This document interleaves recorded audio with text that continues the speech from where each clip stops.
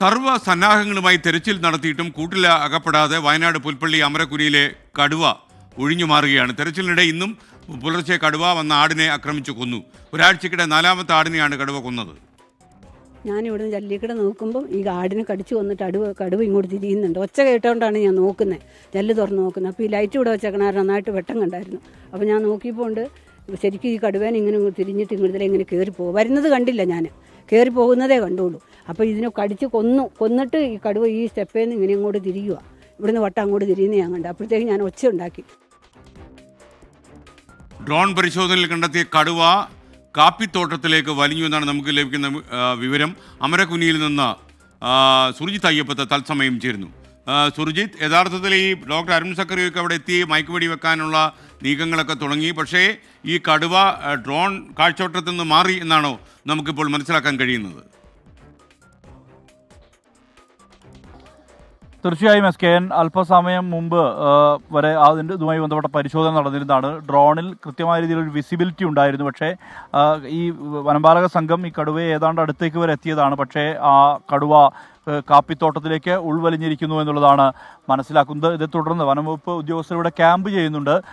ഇവിടെ ധാരാളം ആളുകൾ, ജനപ്രതിനിധികളടക്കമുള്ള ആളുകളെല്ലാം തന്നെ ഇവിടേക്ക് എത്തിയിട്ടുണ്ട്. അത്തരത്തിൽ ഇവിടെ ദൗത്യത്തിൻ്റെ ഭാഗമായുള്ള നീക്കങ്ങൾ പുരോഗമിക്കുന്നുണ്ട്. പക്ഷേ ഇതിനടുത്തേക്ക് കടുവ ഇപ്പോൾ ഈ കാണാമറയത്തേക്ക് മാറിയിരിക്കുന്നു എന്നുള്ളത് തന്നെയാണ് മനസ്സിലാക്കാൻ കഴിയുന്നത്. നമ്മൾ നിൽക്കുന്ന ഈ റോഡിൻ്റെ തൊട്ട് താഴെയുള്ള വീട്ടിലാണ് ഇന്നലെ കഴിഞ്ഞ ദിവസം കടുവ വന്നത്. പുലർച്ചെയാണ് വന്നത്. 2 മണിയോടുകൂടിയാണ് ഈ സംഭവം ഉണ്ടായിരിക്കുന്നത്. എന്തായാലും തുടർച്ചയായി 2 ദിവസം കടുവയെ കാണുന്നു എന്നുള്ളത് വലിയ രീതിയിലുള്ള ഭീതി ആളുകളെ സംബന്ധിച്ചുണ്ടാക്കിയിട്ടുണ്ട്. ചില നീക്കങ്ങൾ നടക്കുന്നുണ്ട്. ഈ സർവകക്ഷി യോഗം അടക്കമുള്ള തീരുമാനത്തിലേക്ക് ഇത് പഞ്ചായത്ത് പ്രസിഡന്റ് ദിലീപ് തന്നെ അക്കാര്യം പറയും. എന്തൊക്കെയാണ് നിങ്ങളുടെ ഒരു മൂവ്മെന്റ്? എങ്ങനെയാണ് ഞങ്ങളിപ്പോൾ ചിന്തിക്കുന്നത്, കഴിഞ്ഞ കുറേ ദിവസമായി, ഇപ്പോൾ 8 ദിവസം കഴിഞ്ഞ് 9ാമത്തെ ദിവസമാണ് ഈ സംഭവം മുന്നോട്ട് പോകുന്നത്. അപ്പോൾ ഫോറസ്റ്റ് ഡിപ്പാർട്ട്മെൻറ്റിൻ്റെ ഭാഗത്തുനിന്ന് പ്രവർത്തനം നടക്കുന്നുണ്ടെങ്കിൽ പോലും ഒരു ഏകോപനമില്ലാത്തൊരു സാഹചര്യം ഞങ്ങൾ കാണുകയാണ്.